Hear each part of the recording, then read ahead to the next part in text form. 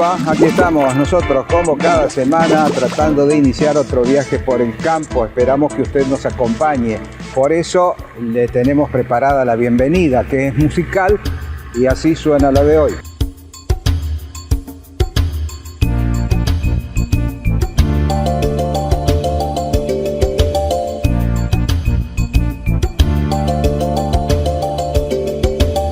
Bienvenida musical, Paisajes de la República Argentina, clásico ya recibimiento de nuestro viaje por el campo. Esto hace que la tranquera se abra y tengamos la posibilidad de recorrer el primer tramo.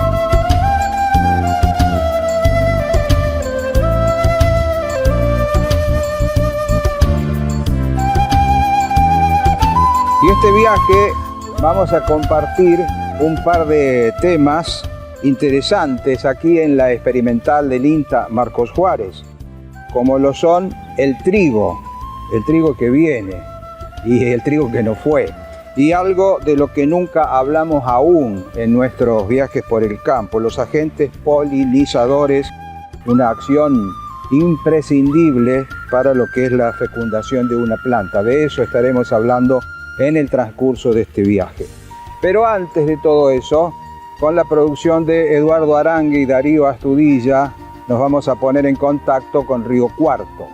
Y será para hablar del próximo remate televisado por Canal Rural a cargo de Talano Hermanos. Para ello, ya saludamos y le damos la bienvenida a Miguel Talano. Bueno, muy bien, Ernesto, un gusto de escucharte. Igualmente, señor, vamos a hablar del próximo remate. Ya estamos hablando de abril, ¿no? Y como decía aquel tango, tú estás en enero, mi abril ya se va.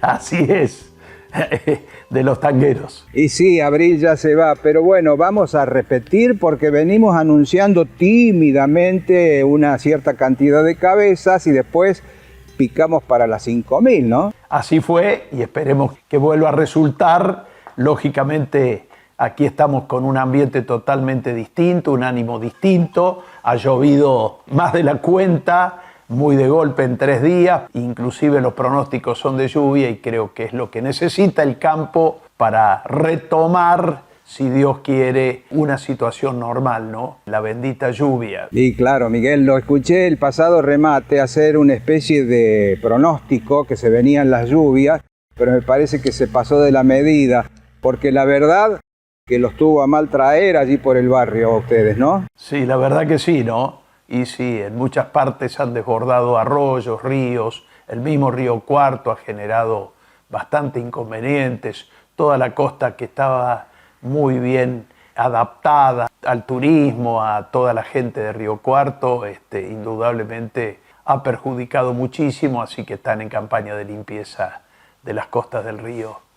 Pero bueno, el agua que hacía falta para los campos y para la producción fundamentalmente, ¿no? Y en realidad así es el clima, una de las cosas inmanejables y debemos estar preparados para sus embates. Por supuesto. Pero vamos a lo nuestro, Miguel. Sí, cómo no. En los 2 remates ya realizados, compusieron una oferta que mostraba unas 5.000 cabezas y un poco más. ¿Se podrá repetir en el de este mes? Bueno, esperemos de que sea lo mismo. De cualquier manera es la decisión de productores, de criadores. Nosotros estamos tratando de ampliar nuestro mercado por la necesidad de hacienda, de zonas ganaderas. Inclusive hemos solicitado, a lo mejor con referencias y con currículum, aquellos muchachos que estén en la actividad, que sean profesionales o no, pero que conozcan el negocio o que conozcan de ganadería, que se contacten con nosotros porque creo que estamos en una zona importante, zona ganadera, así como le llamamos el mercado ganadero del centro del país, en la seguridad de que la hacienda fundamentalmente de calidad tiene un mercado bastante interesante en nuestra zona. Esperemos poder concentrar una cantidad importante, como vos lo marcás, para nosotros muy importante y manejable, ¿no? Ya que mencionabas allí la calidad, también te escuché hacer una reflexión sobre lo que es el precio de la carne, relacionándolo con la calidad, la falta de terminación. ¿Podrías reiterar sintéticamente ese concepto? Porque es muy importante. Aquellos invernadores a campo o engordadores a corral o feedlot cada vez requieren de la mejor genética por la muy buena conversión en carne que tiene, además de la muy buena calidad. Yo creo, y hablando de la carne, para el consumo familiar, para el plato, para la mesa, cuando hablamos de carne de calidad, creo que sigue siendo lejos lo más económico de la canasta familiar, ¿no? Por lo que representa este alimento, indudablemente no tiene competencia. Y esto ocurrió casi, diríamos, históricamente en nuestra economía. Siempre el precio de la carne, comparado con otros insumos de la canasta, por su rendimiento y aporte a la dieta, resulta lo más económico. Y hay otro tema en el precio de la carne, algo que también te escuché analizar en el último remate.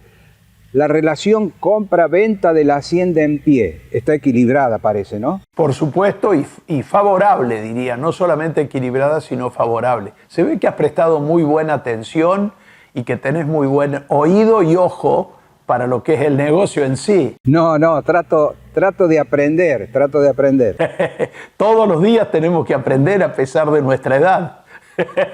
Exacto, nunca hay que dejar de estudiar y aprender. Sí, claro, la relación compra-venta, Ernesto, es interesante, que hace mucho tiempo que no se da de esta manera porque estaba siempre por arriba la reposición, o sea, animales de invernada, tanto ternero como hembra, en un 10 como mínimo a 20, 30 y hasta llegó a un 40%, que indudablemente son muchos los motivos, hoy están accesibles para el comprador porque, lógicamente, ha llovido, pero no ha llovido pasto, la gente ya ha comenzado a sembrar, todavía no están en la oferta para los comederos y demás, silos están construyéndolos, en fin, y hay poca plata. Entonces, el que tiene posibilidades de absorber en el campo, esa relación compra-venta es muy, muy favorable para la inversión y sobre todo hablando en un país inflacionario. Muy bien, mejor que así sea. Bueno, Miguel, es momento de invitar porque se viene el 110 remate ya, creo, ¿no? 110 remates televisados el viernes 21 a las 14 horas por Canal Rural. Tenemos algo de 2.000 ya vacunos anotados, confirmados y filmados. Estamos filmando a partir de este momento. La gente está cargando todavía Hacienda a raíz de la lluvia que se dilató el carguío del remate anterior y estamos filmando a su vez. Así que solicitamos a quien nos resuelva favorecer con su consignación y sin ningún compromiso que nos llame, que le enviamos a alguno de nuestros comerciales o representantes para la filmación sin compromiso de venta ninguno. Y seguramente será coronado con el éxito, como lo vienen haciendo mes a mes. Estaremos entonces prendidos allí a la pantalla del Rural el próximo viernes 21 para después seguir el desarrollo. Muchas gracias, Miguel. No, gracias a vos y ojalá que así sea, Ernesto. Abrazo grande y gracias por permitirnos estar en tu programa. No, por favor, hasta pronto. Muchas gracias.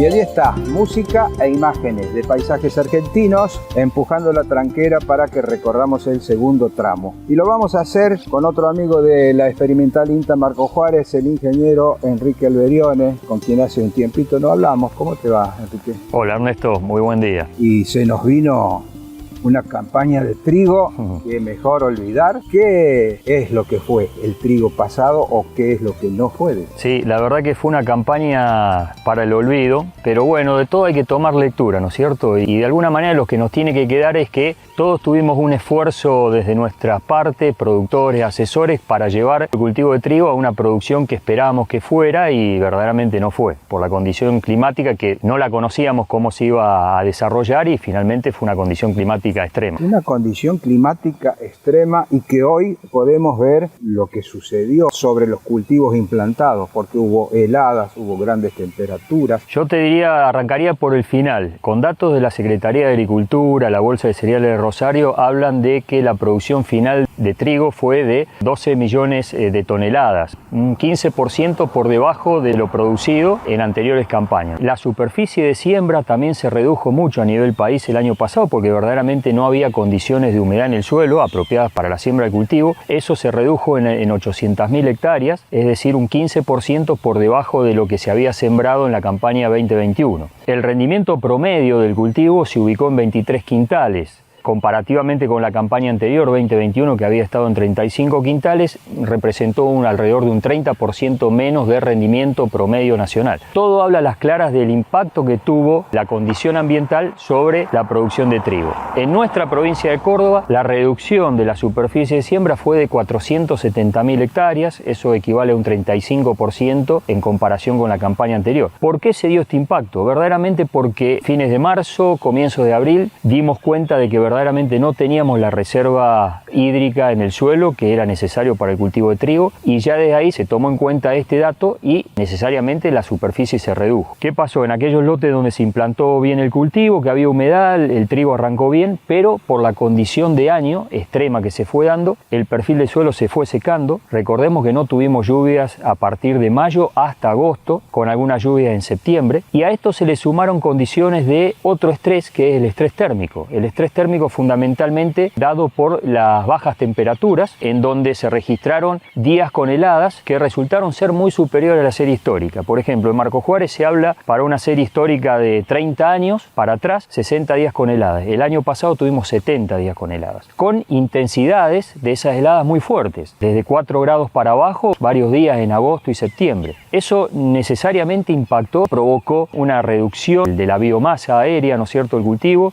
reducción en tamaño, menor número de espigas, menor número de granos por espiga y finalmente menor rendimiento. Números que asustan, guarismos que nunca los vimos en lo que hace a reducción de pérdida de rendimiento. Y cambió, el clima cambió, no lo podemos manejar, pero la naturaleza es así y cambió. Sintéticamente, y después vamos a volver sobre el tema más adelante, lo que produjo este cambio, ¿alcanza para tener un escenario, un perfil como el que debemos tener para la siembra? Vos te estás refiriendo al acumulado de precipitaciones que se han dado durante los meses de verano. Si bien hay registros en enero acá en la zona de Marcos Juárez de alrededor de 100 milímetros, 50 milímetros en febrero y los 100 milímetros o un poco más que llovieron durante el mes de marzo, es un acumulado de precipitaciones importantes, pero yo creo que no termina de alcanzar todavía para estar tranquilos para la siembra del trigo. Pensamos que en el suelo tiene que haber alrededor, más o menos en 1,5 metros, 2 metros de profundidad, que es la profundidad que se hace en los muestreos para determinar agua útil, entre 150 y 200 milímetros. ¿Cuánto de esa agua precipitada te fue efectivamente al suelo? No lo sabemos todavía, pero vale aclarar de que los cultivos en ese momento estaban en su ciclo vegetativo, todavía creciendo o reproductivo, y eso hizo de que consumieran esa agua, así que cuánto de eso finalmente quedó como excedente en el suelo no lo sabemos aún. Lo que creo sí es que debiera haber mayores precipitaciones ahora en lo que resta el mes de abril, siendo que el mes de mayo ya conocemos que tiende a frenarse el nivel de precipitación. Es cuestión de esperar y es cuestión de ver qué sucede con el clima, porque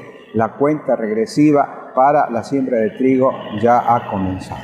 Enrique, como siempre, muy amable, muy didáctico y, como dije, vamos a volver sobre el tema, más sobre la siembra para ver qué está pasando. Yo te agradezco mucho, Ernesto, como siempre, este espacio y hago una publicidad para la jornada de actualización de trigo que la vamos a tener el día jueves 13 de abril, en donde se van a tocar estos temas, además de todo lo que es oferta varietal, lo que es la condición climática para el año que se avecina, mercado del trigo y claves en el manejo para el cultivo de trigo para esta campaña próxima. Allí estaremos. Jueves 13 de abril, la tradicional jornada de trigo en INTA Marcos Juárez, que de trigo sabe un montón. Gracias. Gracias, Ernesto.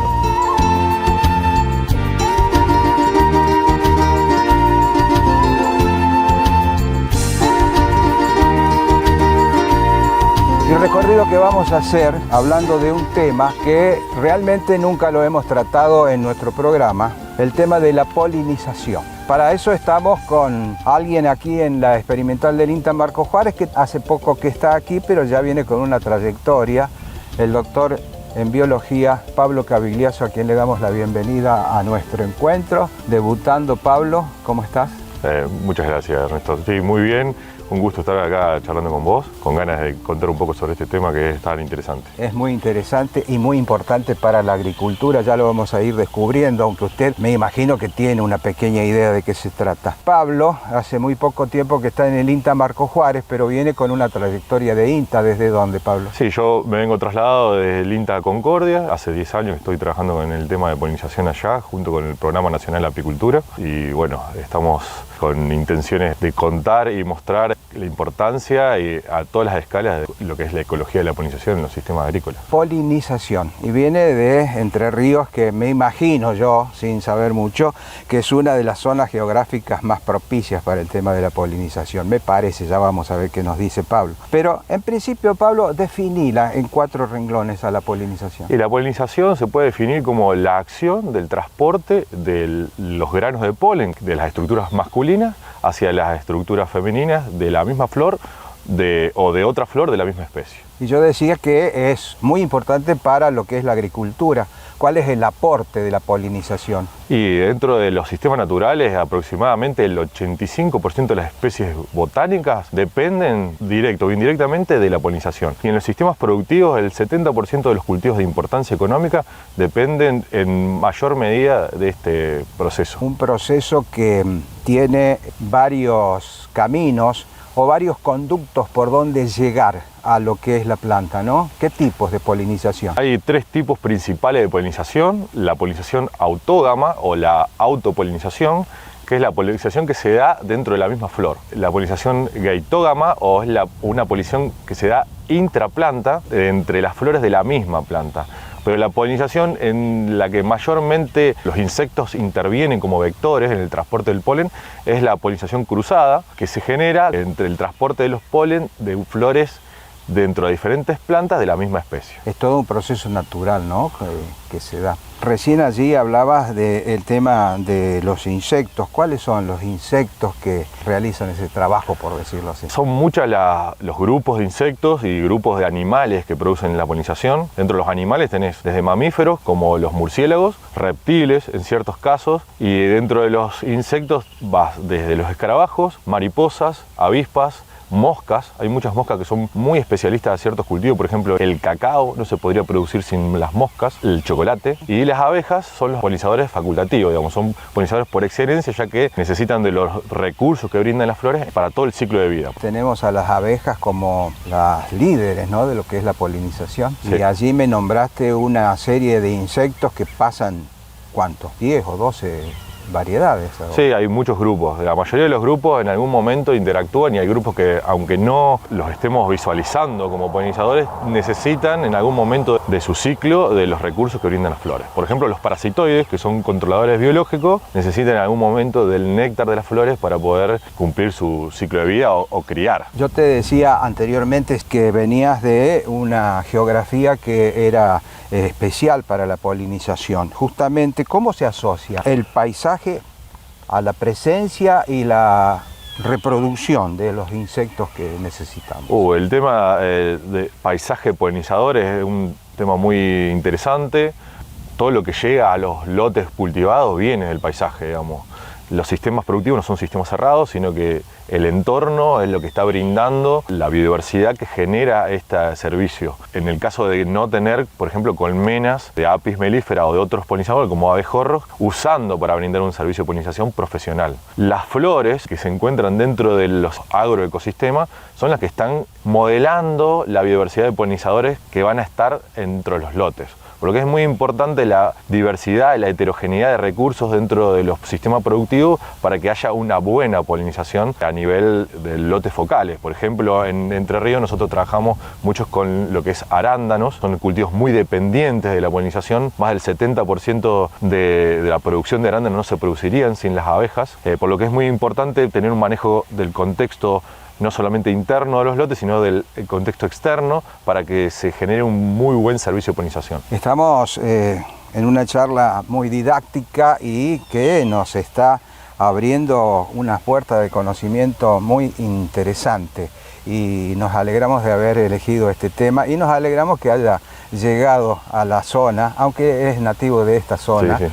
Pablo Cavigliaso, con el tema de polinización. Muy sintéticamente, Pablo, ahora un par de cositas más. La investigación que se está haciendo al respecto, me gustaría saber. Dentro del INTA y a nivel global, la polinización es un tema que está en boga en este momento, dada la importancia que tiene, digamos, una práctica y un servicio que es necesario para reconvertir el sistema de producción en un sistema de producción amigable hacia el ambiente. Dentro del INTA, el Programa Nacional Apícola estaba apostando en esta temática y se está asociando con otros programas nacionales como el de fruticultura o agroforestal para poder vincular a esta práctica como un insumo más dentro de los sistemas de producción, como la fertilización o como el manejo de las plagas, poder generar polinización de precisión, que nosotros le llamamos. Hay muchos factores que limitan o facilitan a la polinización dentro de los cultivos y es necesario tenerlas en cuenta al momento de planificar una campaña productiva. Muy interesante, y así por sí o por no, nada más porque se nos va el tiempo, estamos en un ambiente que tenemos posibilidades de tener una buena polinización. Y en este momento, dentro de los sistemas extensivos de producción, es necesario repensar un poco el sistema de producción, tendiendo a que el mismo sistema o que la asociación con productores apícolas generen y favorezcan esta interacción de las abejas con los cultivos. El cultivo masivo o las floraciones masivas pueden generar en ciertos casos una dilución de los polinizadores dada la cantidad de flores que se generan en el mismo sistema. Entonces es necesario repensar la estructura del paisaje en donde se realizan los sistemas productivos y también cómo esos sistemas de producción impactan sobre las comunidades que brindan estos servicios. Mire qué linda forma de llegar a la meta esta, ¿no? Viendo este tema que por primera vez lo tocamos en nuestro andar por el campo. Así que le agradecemos a Pablo la posibilidad y ya vamos a estar en contacto para seguir hablando de esto, ¿no? No, muchísimas gracias a ustedes y cualquier cosa nosotros estamos dispuestos a charlar sobre estos temas que son tan lindos y les agradecemos a todos que estén teniendo en cuenta a las abejas al momento de producir. Hay una despedida y quiero que te quedes para compartirla, ¿puede ser? Vale. Vamos a buscar la despedida.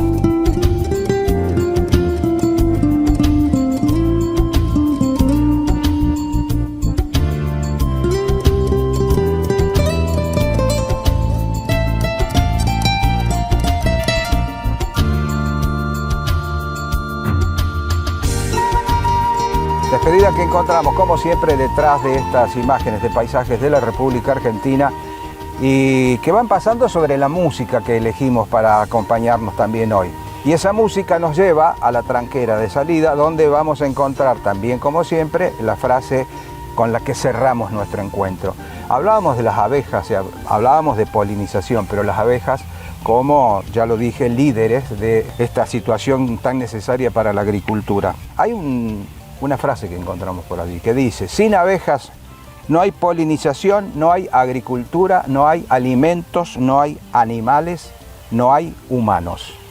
Las abejas indispensables. Son indispensables. Indispensables y debemos cuidarlas. Cuando las vemos por allí, ayudarlas, ¿no?